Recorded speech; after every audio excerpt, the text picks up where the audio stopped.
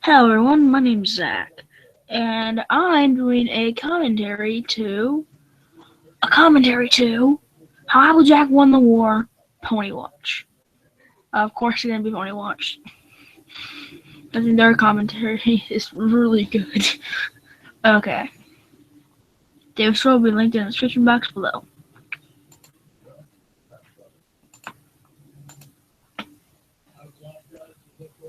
Hey everybody, we're here with a little special thing. We're going to be watching the short animation called How Applejack Won the War. It's exactly 3 minutes long. And I've seen the animatic, so I'm glad that I'm watching this. I might have seen the animatic. See the thumbnail that's If I did, it was a long time ago. Alright, so let's watch this. I don't... This is a song from French. Oh, that's the song. Oh, is it? Okay. Applejack won. Yeah, this is good. I can tell by the animation style anyway that it's going to be really goofy. Yep.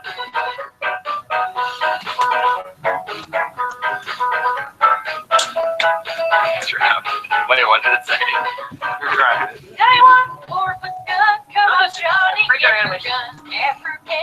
I actually, before I watched Pony Watch, actually, I think about a year ago.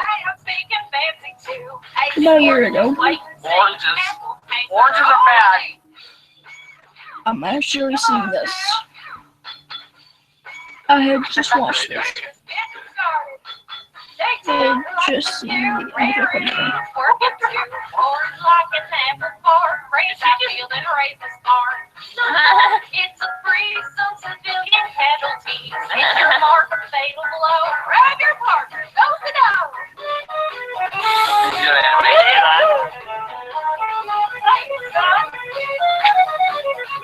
Oh my god. Red horse, no remorse. Alpha Bravo, Charlie Horse. Bond and Silly Bob, signing treaty, singing songs. They talk on the way in my plastic aeroplane. What's plastic? Gets here soon.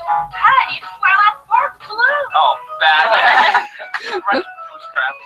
I see. They breathe out at sea in my Apple submarine. In the silence, spending time ruminating on my crime. Oh, God. Wake up, not done yet. Battle time on hand. Take their battleship further to Chicken. like we're locked up. Godless cowards on the run. Round them up, don't need to stall. Take no prisoners. Oh, gosh. That's the worst of the movie. Oh, gosh. I got that reference. I got that Fluttershy reference. I haven't seen French Democrats, so I have no idea. No, that was a reference for a different series. They left out the final word in the English. Delicious victory. Why was the war that she even won? I have no idea. My ribbons at the door. That's how Apple. That That's the iPod. Oh my gosh. Unfortunately, they always do it. We just got something to figure. All the random quotes about Hornets. Oh my god. Why? Wow. Okay then. That happened. Yeah. What the heck? As it were, that Fluttershy face, it was something from the Pony.movie. Oh, Yeah, I really? think it was. I might have seen that. Like, I haven't seen that series, but Seriously, Don't watch though. it. It's awful.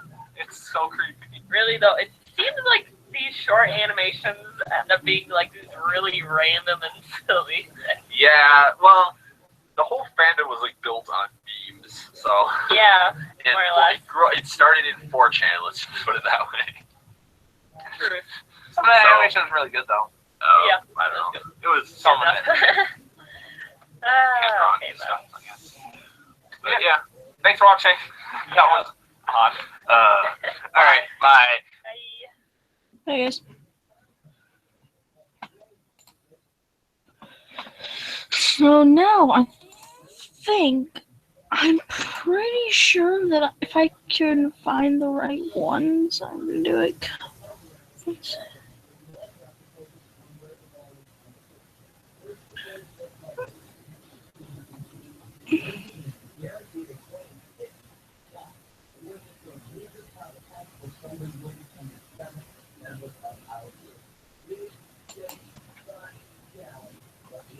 Okay, we're just gonna watch a bit of this. Because me and I will be watching this later at some point. I don't know. I can't find it anywhere. What? What? What?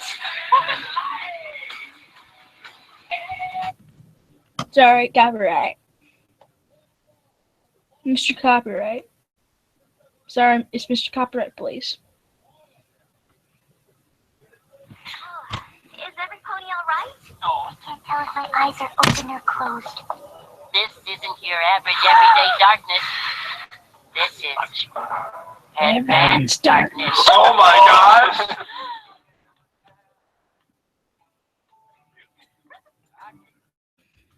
Oh yeah, that's all I'm gonna do from that.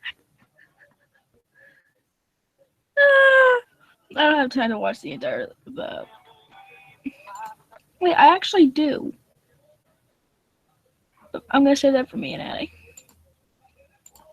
Say that for me and Addie to react to.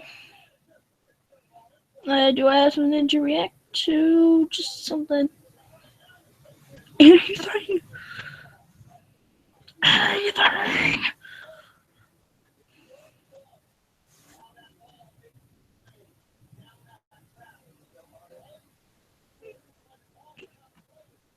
Fine, I'm gonna do this. Hey guys, here. I'm with your boy, that guy Barony. I'm with Mushrooms, or Brad Does Banter. And we're here with Preston. And today we are going to be playing Do Not Laugh. We have some very spicy jokes here today. Some good stuff. Hey, it's What? spicy. There's like, hey, buzz, how many started? I was like 5 stars on it, baby. What? You're great. I don't like to be If you guys want to go ahead and show some more support for Do Not Laugh, make sure to go ahead and slap that like button. I'm going to go ahead and give you a second to do that. Alright, cool. That was exciting. Do Not Laugh, pretty simple concept. First person 3 points wins. In order to get points, you have to make the person in the center laugh. You can do that by doing tons of different things, from skits to props to just doesn't matter. Hey, dude, What?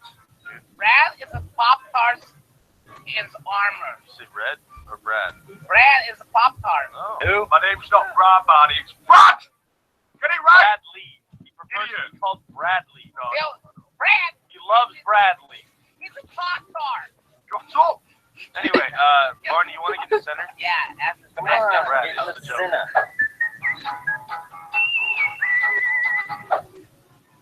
Hey, how's it going, son? Yes. I just wanted to tell you something, and it's really hard for me to talk about this. Oh no, sweetie? Oh no. Oh no, this is the talk. This is the Out talk. of the closet and tell you. No. Listen. It's 26. Is that Marge Simpson? That sounds exactly like Marge Simpson. You know what?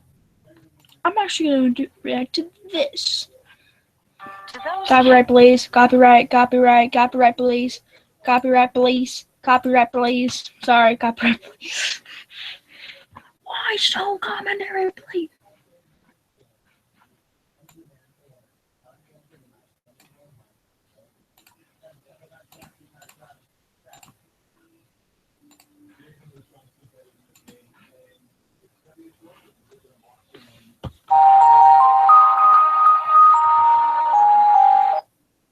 Wait, we're talking about Frozen again? Can't we just let it go?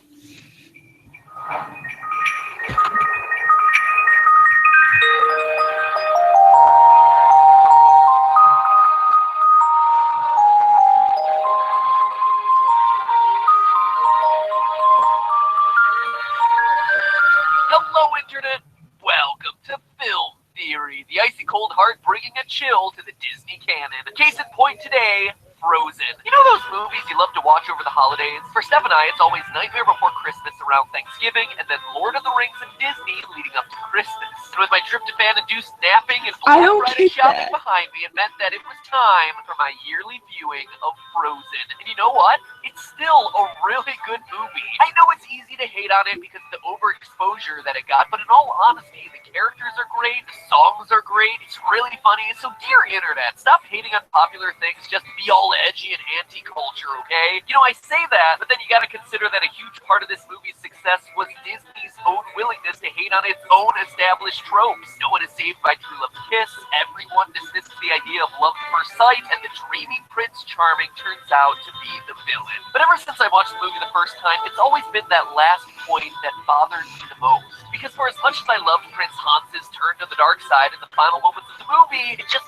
felt like it came out of nowhere. And of course, part of that is the point of the twist. It's a surprise, like that ream of printer paper your aunt got you as a Christmas present that one time. Man, you think reacting with enthusiasm to an ugly Christmas sweater is hard. Try that one. But if you actually stop to watch Hans's behavior and the flow of his plan throughout the movie, nothing adds up. Which means either A, Disney writers knew they wanted a big twist and used Hans to shuffle pieces around without much concern over how it played into his larger character arc, or B, there's something much more sinister going on in this world. And while A is probably the factually correct choice, B is the more fun choice. And to me, that means it's the right choice. So let's dedicate an episode to unearthing the secret conspiracy that clears Hans's name once and for all. So let's first look at his motive for this big murder plot. He says himself, As 13th in line in my own kingdom, I didn't stand a chance. I knew. How old are I you? have to Would marry it be the throne technically age? somewhere. which on the surface would seem to make sense. He wants to rule a Would it be kingdom just easier to and gain show all your opportunities brothers? to Arendelle, marry one of the Like two Salvin? princesses, and boom, he's in the running to be wearing the crown. And he gives us a little bit more detail in his next line.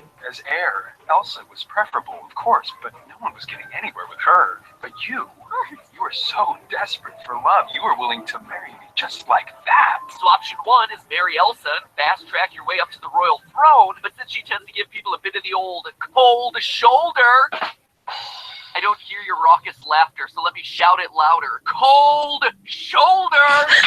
He went for the next best thing. Anna, next in line to be queen should Elsa die. And he knows this. I figured after we married, I'd have to stage a little accident for Elsa. Which anyone who's ever heard an evil monologue before knows means giving her the old stab and a half, throwing her in front of a rogue snowplow, or the classic bloodless Disney death of just throwing her off a tall cliff. She's gone, and Anna with Hans in tow ascend to the throne. All that's left now is to kill Elsa and bring back Summer. And this is the moment where things start to go off the rails. So his plan involves killing Elsa. He is so enthusiastic about it, he mentions it twice in that little monologue we just went over. And yet, when he and the guards come to Elsa's ice palace looking for Anna, Hans expresses his intention to do the exact opposite. Protect Elsa. We are here to find Princess Anna. Be on guard. No harm is to come to the queen. Later in the scene, when a guard literally has Elsa in his crosshairs, Hans runs over and diverts the shot. If he truly wants Elsa dead, why not let the guard kill her right then and there? I mean, maybe he just really liked that snowplow idea, but seriously, when life hands you lemons, you shoot a crossbow bolt through the heart of the woman standing between you and the throne. Hans's hands would be clean, and to the rest of the world, including Anna, who just got herself ice blasted by dear old sis, Elsa is a threat, a monster. But not only does he divert the shot, Man. he also offers her a nice bit of hashtag Monday motivation. Don't be the monster they fear you are. Hans, is this what you say to the person you have a murder plot against? He's helping her to become a better person. Seriously, she is on the verge of murdering people. And that's no exaggeration. Look at this guard being shoved off the balcony by her ice wall. Had it not been for Hans, she would have literally killed this man. Disney's most beloved Didn't you princess be killing some peeps up in this ice in his house. The script even confirms it. Hans' Jesus. line causes her to snap out of her rage. So why? Why would you help the woman you plan to eventually bump off when the problem solves itself right then and there in that moment? And then again, when they bring Elsa back to Arendelle and put her in prison, he says once more, Why did you bring me here? I couldn't just let them kill you. he's doing it to win Anna's trust. I hear you say, but that's not it either. She's already convinced she's in love with him. In just a few scenes, she'll be begging for Hans to kiss her. Hans, you have to kiss me. What? Now. And all through the troll song, both Kristoff and Anna continually assert that she's already a taken woman, rejecting the idea that there's any sort of romance there. Here's the Don't do other that thing. about- Hans is already in charge of Arendelle throughout most of the movie. When Anna decides to run off and bring back Elsa, she puts him in charge. I'm coming with you.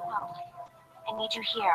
to take care of Arendelle. I leave Prince Hans in charge. Let's face it, Anna is just a few days away from rising to the throne. Based on the sisters' talk to Ice Castle, Elsa has zero intention of returning to the city. Anna, back home. Wait, go enjoy the sun and open up the day. Yes, I'm alone, but I'm alone. Excuse me. She's willingly abdicated the throne. She's saying that Anna now has the power to keep the gates open because she's the new decision maker. Anna is going to be the queen. Elsa is happier alone at the top of the mountains in her fortress of solitude. Even when Nice she escaped reference. prison, where's she running to? Her safe space, the Ice Castle. So all Hans has to do to accomplish his goal is to not suck for the few days that Wouldn't that be Anna is hot? away, comfort her a bit when Get she it? returns home Because to I rest that can't Elsa is feel now cold. ruling a private snowman kingdom, and, make sure that his future wife doesn't die. That's all he has to do in order to achieve the goal that he has set out to achieve. Literally do nothing. All the murder plots, all the bringing Elsa back from the Ice Castle, none of it matters. But that last task is important because let's actually talk about his refusal to kiss Anna. So to recap, Anna's heart has been frozen over by Elsa's ice powers. She's about to die and needs an act of true love in order to save her. She thinks that this will be a kiss from Hans because she's a Disney character who was raised on Disney movies apparently, but he refuses, making it clear that he never loved her at all. All he wanted to do was marry her for her kingdom. He puts out the candle so she'll freeze to death faster and then leaves prematurely because every villain always leaves prematurely. Except it makes zero sense. There is literally no reason not to kiss her in this situation. If she lives, great. He's able to be married to her and rise to power at her side like his plan always intended in the first place. If the kiss doesn't work, well, she dies and he can still play the whole marriage charade off, just like he does in the actual movie. Except with someone who is literally dead and can't show up a few seconds later to disprove everything that he just said. In fact, if he truly cares about his goal, well, then he chose the riskiest move he could have because letting Anna die puts it in serious jeopardy. If she doesn't make it, his whole plan literally falls apart. To really understand why, though, we have to quickly talk about monarchies. So I've been binge-watching The Crown on Netflix and doing a bunch of research on royal succession. Since my Next channel time show was elected Matt president Smith of the in your videos because he's such a good doctor. Hey, why rule a United States when you can rule a United Kingdom? Anyway, if Arendelle is like most monarchies, Hans would have to keep Anna alive in order to help her rule the kingdom. You see, in a typical monarchy like you have in Great Britain, the crown gets passed around based on the royal blood running through your veins. So if a king or queen dies, the new ruler is the oldest child. That's why Elsa becomes queen. Her parents die, maybe, but more on that later. So when she's of age, she is sent to the throne. She's now the oldest blood relative. If Elsa abandons the throne or gets herself thrown in front of that snowplow and has no little Olafs of her own, it goes to the next in line, Anna. And that is what Hans should be counting on. But if Anna dies, like she is literally minutes away from doing when Hans decides to go all rogue, he doesn't just remain on the throne and get to rule because of blood. Let me explain. Although many people consider every king to have a queen and vice versa, that's not really the way it works. The one who possesses the royal blood is called the monarch. That's the one who's in charge. Their sexy spin in the sheets, then, is known as their royal consort, and are in no way in line for the throne.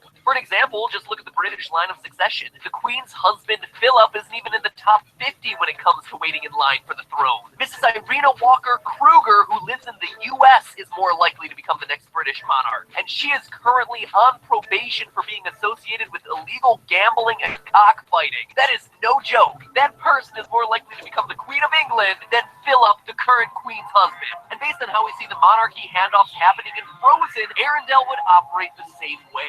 Hans wouldn't even get the title of king in his plan. Just like a deck of cards, the royal consort can't have a title that beats the actual monarch. So if Anna is the queen, Hans can't be the king. It's the higher title. So instead, Hans would always have to remain Prince Hans, royal consort to Queen Anna. It's actually the same thing in Britain right now. Queen Elizabeth is the reigning monarch and her husband is Prince Philip, even though he's a prince who's currently 95 years old. So you see, the crown would go to literally anyone with a drop of blood related to these two. And Hans has zero Arendellian blood. Get this, when it comes down to it, Tarzan would be next in line. It sounds like a joke, but interviews with the creators of Frozen have confirmed that Anna and Elsa's parents do survive their shipwreck and give birth to Tarzan. Before, of course, they die from that grizzly leopard attack. Man, first the shipwreck, then mauled by a leopard. Guess that's what you get for stifling your child's ice magic. Karma is brutal. If not Tarzan, well then, based on the other theories about the movie, including my last film theory about it, Rapunzel could also be up for ruler of Arendelle. Regardless, if Hans has any hope of preserving It's probably a more likely to title be and Tarzan. ruling the kingdom in any way, he needs Which I want Anna Tarzan alive. and Tangled His evil turn here in the 5 minutes of the movie make zero sense. But lastly, let's just dial it back and look at how That freak this guy says- behaves. When Anna leaves him in charge of the kingdom, he spends his time giving cloaks out to people who are cold. The castle is open. There is soup and hot clog in the Great Hall. He threatens to throw the Duke of Weaseltown Weaselton. in jail on the verge I didn't know of it's the treason first against time I was Anna in the and Elsa. I will bathroom or not something. hesitate to protect Arendelle from treason. When the Duke Treason? complains about how dangerous Elsa is, Hans corrects him, saying, You slipped on ice. even at the very beginning of the movie, look at them look at each other. That's genuine affection. And when Hans gets knocked into the water a few seconds later and is hidden under the boat, he smiles to himself. Not an evil grin or sinister sneer, it's just one of those love-struck, goofy grins. In short, if this is a guy who wants to rule Arendelle and kill Elsa, he's just not doing a good job of it. What's even stranger is that if there is a Frozen 2, the writers intend on giving Hans a redemption arc. No joke. They're like, no, we have an idea. We want to bring you back. We want to redeem you. No other Disney villain has ever gotten that sort of treatment, so what gives It's out here? Well, what if Hans was Maleficent. just a pawn Who is it? collateral Maleficent. damage for another Maleficent. What if there's Maleficent. another villain? No, Maleficent. not Sven.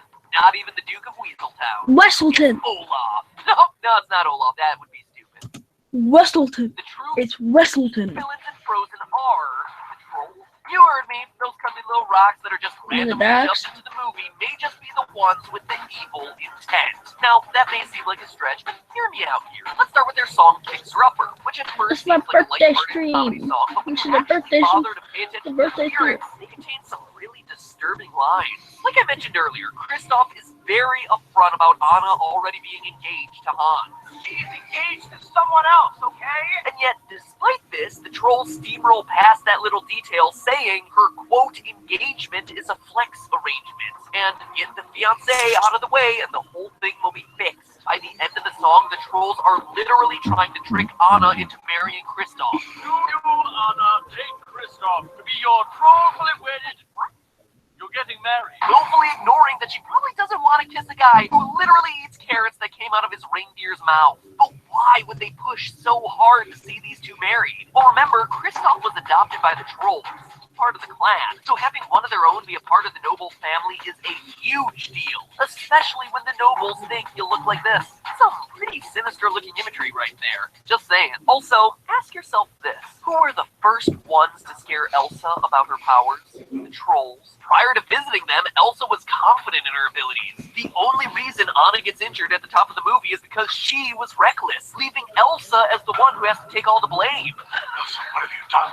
And yet, when Mom Frozen and Dad Frozen what have take you their done? daughters to see good old Grandpappy, what's the solution? He does the following. I recommend we remove all magic, even memories of magic, to be safe.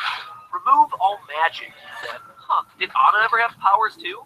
Strange. Anyway, let me put that one on the old list of potential theories to look into. Regardless, what does erasing Anna's memories do? Nothing. Well, at least nothing good. She becomes alone and alienated from a sister for reasons she can't fathom. Meanwhile, Elsa is pushed into a kingdom of isolation, where it looks like she's the queen. Tabby Blue Ribbon over here also ensures that Elsa is terrified of herself. You must learn to control it.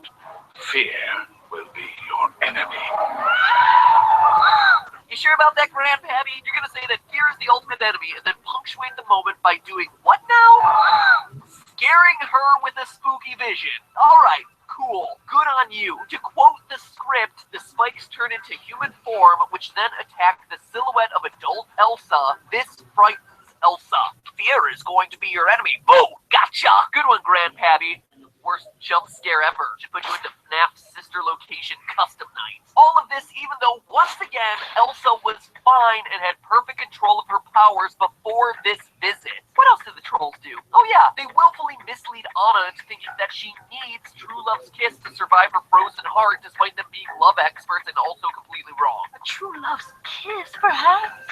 But here's the big problem. Grandpappy is really good at manipulating people's minds, and he does it all the time. Sure, in Frozen, we only see it done once, Anna, which, as I said, accomplishes nothing good, but then in Once Upon a Time's Frozen-themed season, we see him do it again, and this time on a much larger and much more catastrophic scale. When Gerda, eventual Queen of Arendelle and mother of Anna and Elsa, traps her sister in a magical urn because that sister killed her other sister, worst day ever, she asks Grandpappy for help, requesting that he erase the memories of the entire kingdom of Arendelle to never remember her two sisters. And Pappy, he just does it. He puts up no resistance, requests no payment. He's just like, all right, let's create some fake memories in these peasants. And then he even lies to cover it up. When Anna asks him about the incident, he hides the fact that it was Anna's mother who requested the memory wipe in the first place. He's protecting a legacy of lies. What's to say that the trolls couldn't or wouldn't do some sort of memory magic on Hans, a fiancé who just happens to be in the way of their big plans for Kristoff? Remember what the trolls say over and over again. The head can be persuaded, but the heart is not so easily changed. Long story short, Hans's plan makes zero sense, especially considering all the steps he makes counter to it earlier in the movie. All he needed was that final kiss and he was locked in, making his turn to be the villain in that final moment of the movie the complete antithesis of what he was looking to accomplish. But it does make sense if you consider the trolls wanted to throw that fiancé away and get Kristoff inserted in his place. They've shown themselves to have the means to manipulate unsuspecting innocent minds, the cunning to conceal their deeds, and the motivations to trick people into getting what they want. Maybe the redemption arc the writers have planned for Hans in Frozen 2 is less about a bad guy turning good, but rather a good guy getting to reveal the true villains acting behind the scenes. But hey, that's just a theory of Film Theory and Cut. Possible copyright, please. Like, if I even hear music, like, I'm not gonna just say copyright. But yeah.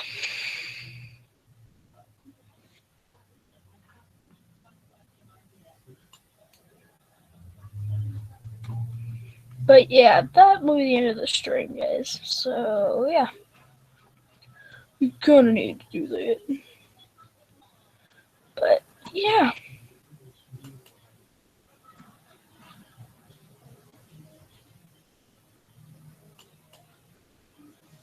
But yeah. So yeah. I'm gonna be leaving, guys. So yeah. And shout out to Cool Cat. See you guys.